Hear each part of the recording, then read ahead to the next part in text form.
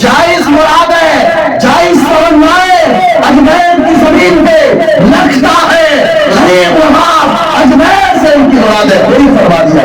نواز کو نہ صرف یہ جواب تھا بلکہ رسول کی بارگاہ سے وہ ساری عظمتیں اور ساری برکتیں رسول نے اسی وقت عطا فرما دیا۔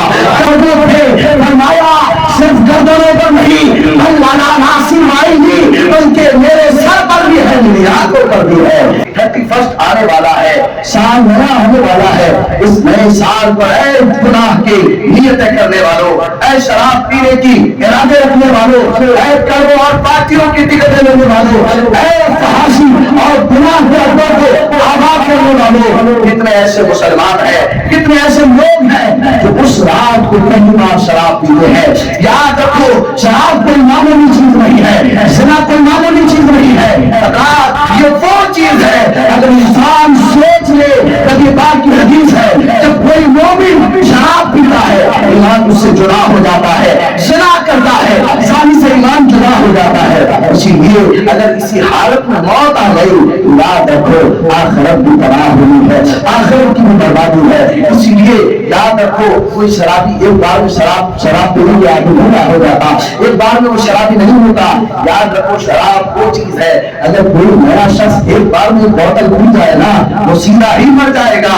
پہلے شرابیوں کی صحبت میں بیٹھتا ہے، پھر شرابیوں کی صحبت میں بیٹھتے بیٹھتے شراب کی لذت کا اس کے دل میں اس کی ہوس آتی ہے، اس کے ذوق و ذائقہ کا اس کے دل میں طلب پڑتا ہے۔ کبھی اپنے دوستوں کے ساتھ ایک دو گھونٹ لیتا ہے، پھر کبھی خود کو دور کرتا ہے، پھر دوستوں کی دعوت پر پھر کبھی ایک گلاس پیتا ہے، پھر بھوکوں کو پی جاتا ہے۔ یہ کہتے ہیں میں تو شرابی نہ تھا، میں کبھی شراب نہ پیتا، مجھے دوستوں نے بنا دیا ہے۔ اے دوستوں کے دوستی پر شراب پینے والوں، کبھی کسی عالم کے کہنے پر نماز پڑھنے آئے ہو، کبھی کسی عالم کے کہنے پر شادی میں چیزیں بنانا بنتی ہو، کبھی کسی امام کی آواز پر تم نے ناچنا بن کیا ہے، کبھی کسی امام کی آواز پر اپنے گھروں کی بے پردگی پہ غور کیا ہے، کبھی اپنے علماء کی باتوں پر عمل کرنے کا سوچا ہے۔ دوستوں کے نام پر سلطان الہند عطائے رسول حضرت سید حسن معین الدین چشتی سنجری المعروف سرکار غریب نواز کا انصراف کا دن ہے۔ آج کی شب کے بعد کل جو آنے والا دن ہے 6 رجب المرجب شریف، خواجہ کی چھٹی پورے بر صغیر نہیں پورے عالم اسلام میں متعارف کرا دیا گیا ہے۔ اور ہر ماہ کی چھٹی کا جب اس قدر اہتمام ہوتا ہے تو اس کی جو تاریخ ہے کل یعنی رجب کا مہینہ اور اس کی 6 تاریخ جہاں پر تقریباً 25-30 لاکھ کا زائرین اشاقہ میں غریب نواز بارگاہ غریب نواز میں سعادت کی زمین پیش کرتے ہیں اور غریب نواز کی بارگاہ میں استغاثہ کرتے ہیں، مدد کا استمداد طلب کرتے ہیں۔ جن کے دل پاکیزہ ہوتا ہے، جن کا دل نیک ہوتا ہے، جو طہارت و پاکیزگی کے ساتھ جو دل کو صاف کر کے جائز مرادیں جائز تمنائیں اجمیر کی زمین پہ لکھتا ہے، غریب نواز اجمیر سے ان کی مراد ہے، وہی فرما دیا۔ قسم خدا کی سرکار غریب نواز کا فیضان کل بھی عام تھا، آج بھی ہے، قیامت تک غریب نواز کی زبان سے نکلے کی بات کو اللہ قبول فرماتا ہے۔ یہ کسی عالم کی زبان نہیں، کسی محدث کی بات نہیں، کسی مفسر کا قلم نہیں، کوئی دین کا رہبر و قائد نہیں، خود احمد مختار نے فرمایا اے معین الدین تیری زبان سے نکلے ہوئی ہر بات کو قبول فرمانے والا۔ اسی لیے غریب نواز کی بارگاہ میں مانگا کرو، ان کے وسیلے سے خدا کی بارگاہ میں طلب مانگا کرو۔ جب یہ کرم کر دیتے ہیں ان کے لب ہلنے لگتے ہیں، ان کے ہاتھ ہمارے لیے اٹھ جاتے ہیں، کرم کی نگاہ اٹھ جاتی ہے، نہ صرف ہماری تقدیریں بدلتی ہے۔ غریب نواز تو وہ ہے ان کے وہاں آنے والا کافر بھی ہو، غریب نواز صرف انہیں ایمان نہیں ولایت کا مقام و مرتبہ عطا فرماتے ہیں۔ اللہ نے غریب نواز کو وہ مقام عطا فرمایا۔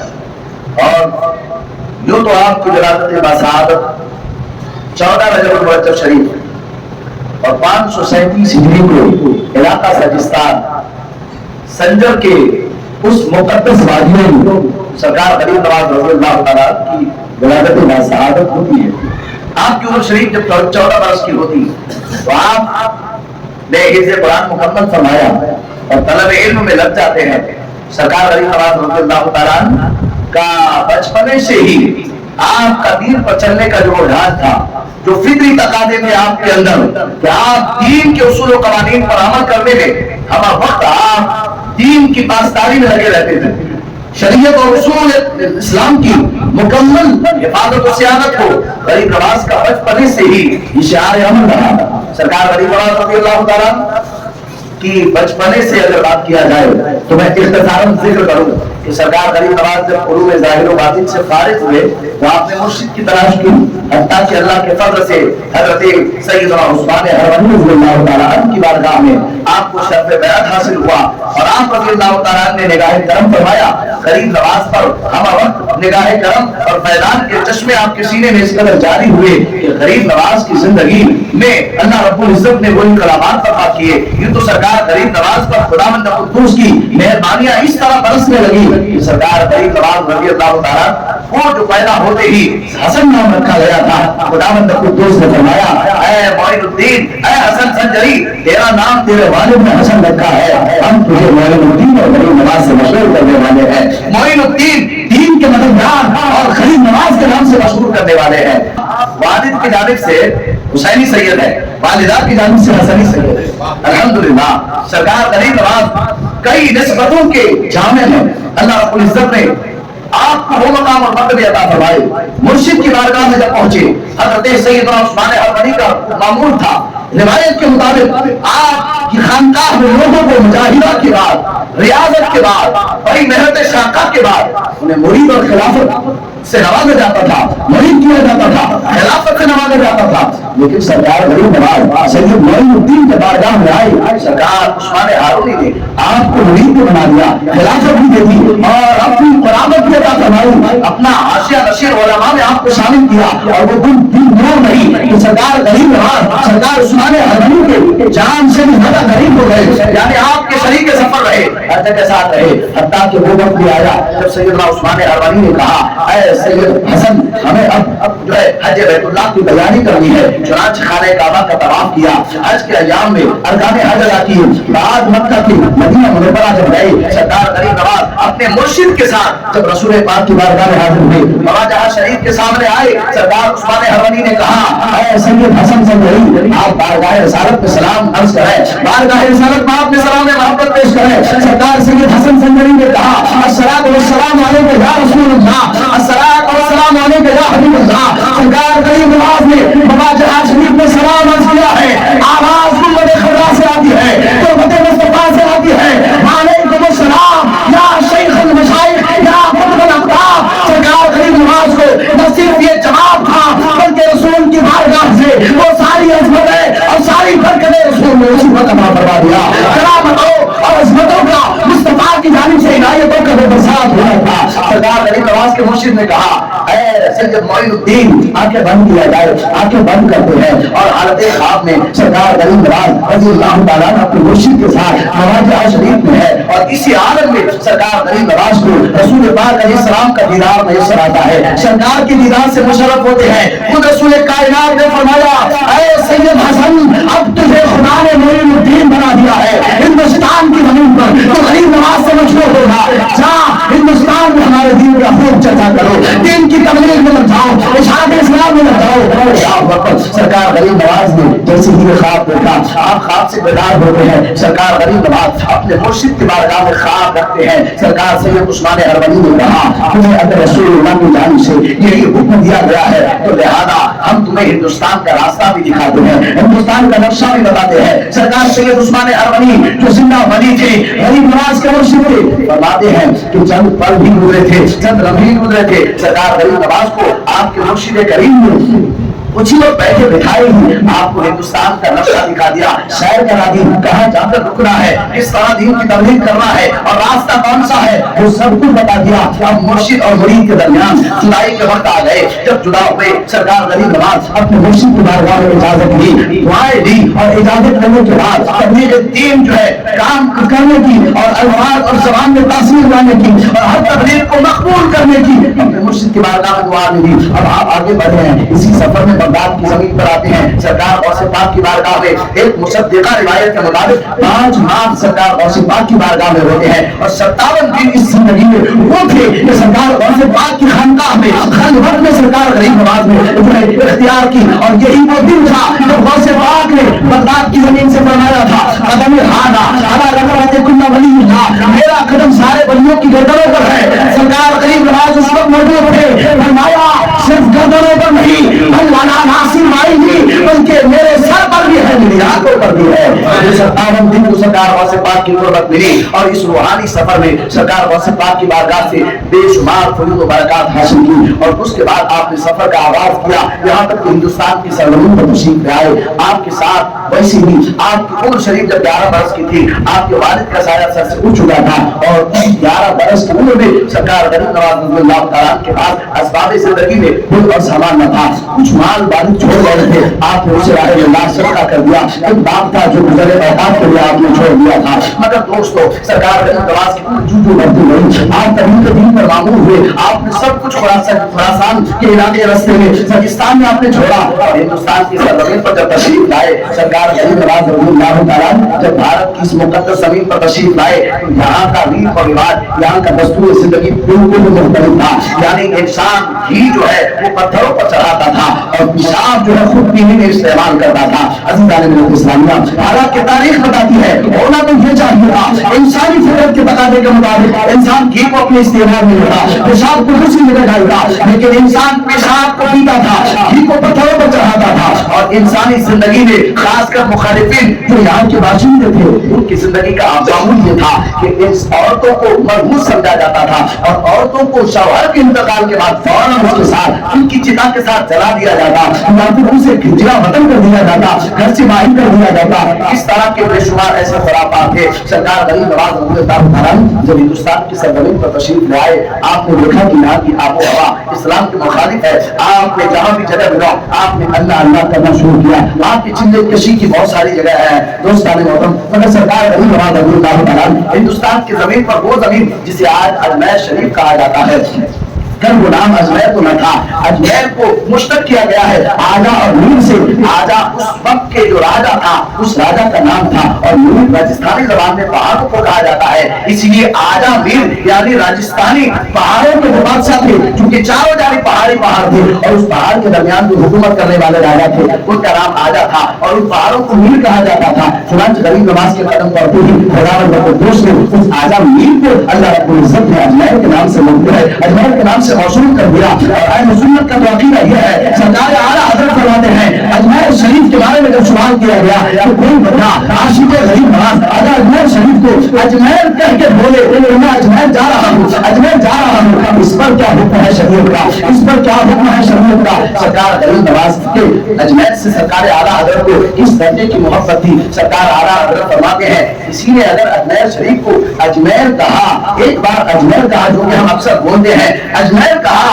اجمیر شریف کو اجمیر کہا اعلیٰ حضرت فرماتے ہیں اس کا کفارہ یہ ہے وہ بندہ اپنی زبان سے 10 مرتبہ اجمیر شریف بولا کرے اس کا کفارہ ادا ہو جائے گا اس لیے عاشق غریب نواز اگر ہو تو اجمیر کو اجمیر نہیں اجمیر شریف کہا کرو سرکار اعلیٰ حضرت کے درجے کی عقیدت ہے سرکار غریب نواز رضی اللہ تعالیٰ جب اجمیر شریف تشریف لے آئے تو وہاں کے راجا جو اس وقت کی پرتھوی چوہان انہوں نے سوچا کہ یہ جو درویش آیا ہوا ہے یہ کچھ نہ کچھ کرتے رہتے ہیں اور ان کے آتے ہی ان کے دل سے ہی بادشاہ کے دل میں کچھ نہ کچھ روزمرہ کے معمول کے خلاف ان کے دل میں کچھ نہ کچھ وسوسے آنے لگے یعنی دل میں کچھ ایسی باتیں آنے لگی جو ان کے خلاف معمول تھا زندگی کے خلاف تھا انہوں نے اپنے جادوگروں کو کاہنوں کو نجومیوں کو بلایا اور کہا کہ اس کو ہمارے ملک اور ہمارے علاقے سے نکالنے کا کوئی راستہ نکالا جائے چنانچہ اس وقت کا سب سے بڑا جو جادوگر تھا اجے پال جادوگر ان کو بلایا گیا ان سے بات کی گئی کہ اس کو نکالنے کا کیا طریقہ ہے آپ اپنائیں انہوں نے کہا کہ مجھ سے بڑا جادوگر تو کوئی نہیں ہم اس کے لیے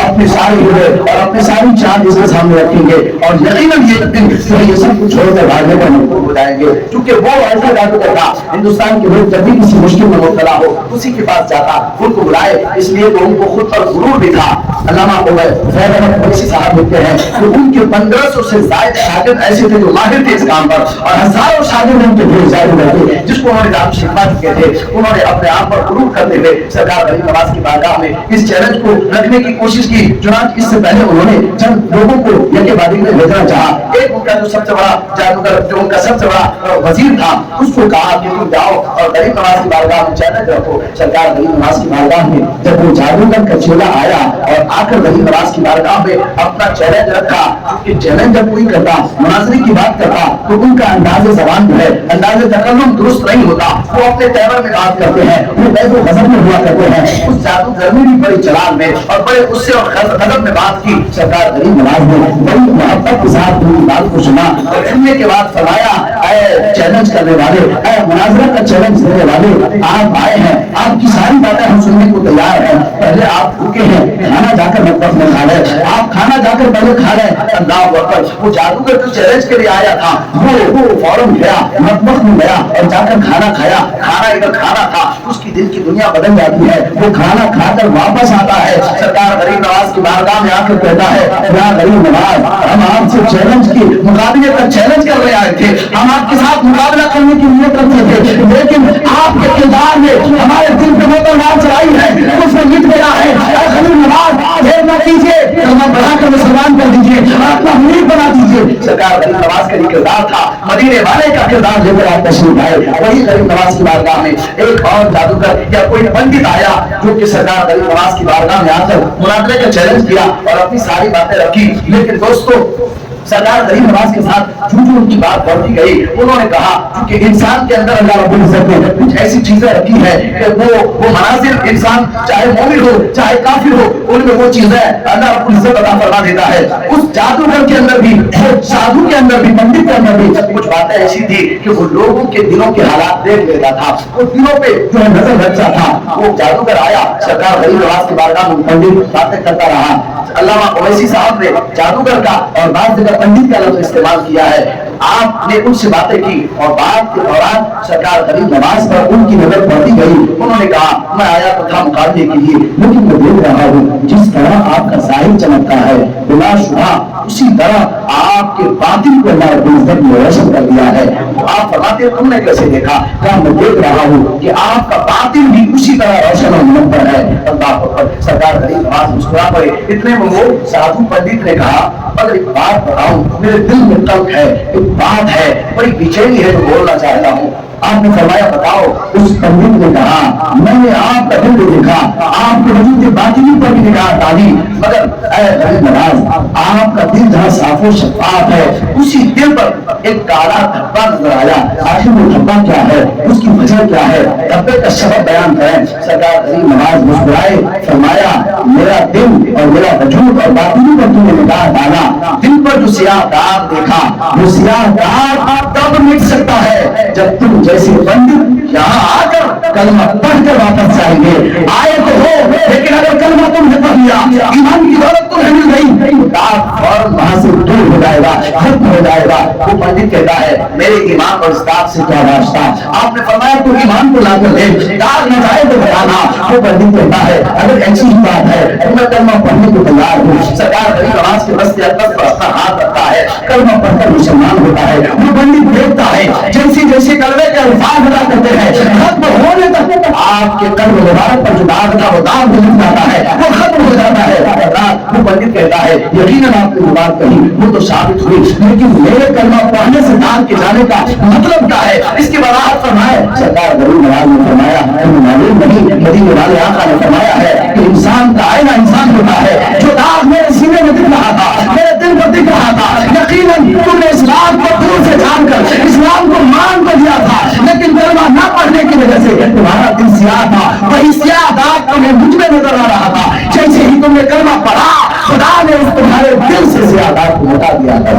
عزیزان اسلامیہ، غریب نواز وہ ہے فرماتے ہیں کہ سرکار غریب نواز رضی اللہ تعالیٰ نے کلمہ پڑھایا اور اسی پر بٹھا کر آپ نے نہ صرف کلمہ کی دولت سے مالا مال کیا بلکہ ولایت کا مقام بھی عطا فرمایا۔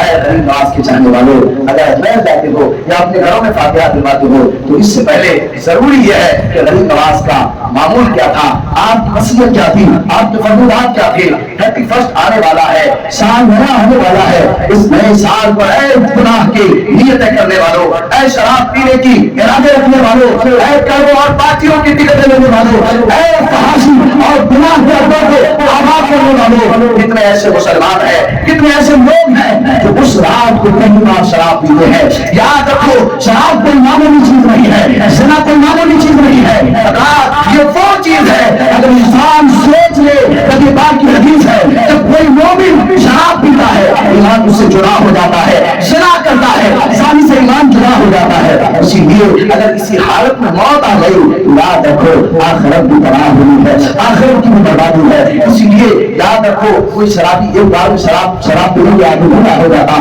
ایک بار میں وہ شرابی نہیں ہوتا۔ یاد رکھو شراب وہ چیز ہے اگر کوئی نیا شخص ایک بار میں بوتل پی جائے نا وہ سیدھا ہی مر جائے گا۔ پہلے شرابیوں کی صحبت میں بیٹھتا ہے، پھر شرابیوں کی صحبت میں بیٹھتے بیٹھتے شراب کی لذت کا اس کے دل میں اس کی حوث آتی ہے، اس کے ذوق اور ذائقہ کا اس کے دل میں طلب بڑھتا ہے۔ کبھی اپنے دوستوں کے ساتھ ایک دو گھونٹ لیتا ہے، پھر کبھی خود کو دور کرتا ہے، پھر دوستوں کی دعوت پر پھر کبھی ایک گلاس پیتا ہے، پھر بھوکوں کو پی جاتا ہے۔ یہ کہتے ہیں میں تو شرابی نہ تھا، میں کبھی شراب نہ پیتا، مجھے دوستوں نے بنا دیا ہے۔ اے دوستوں کے دوستی کو شراب پینے والوں، کبھی کسی عالم کے کہنے پر نماز پڑھنے آئے ہو، کبھی کسی عالم کے کہنے پر شادی میں چیزیں بنا بنتی ہو، کبھی کسی امام کی آواز پر تمہیں ناچنا بن گیا ہے، کبھی کسی امام کی آواز پر اپنے گھروں کی بے پردگی پہ غور کیا ہے، کبھی اپنے علماء کی باتوں پر عمل کرنے کا سوچا ہے۔ دوستوں کے نام پر تم شراب پی رہے ہو، زنا کر رہے ہو۔ یاد رکھو سال بدل رہا ہے، ہمیں بھی بدلنا ہے، سال بدل رہا ہے، ہمیں بھی بدلنا ہے۔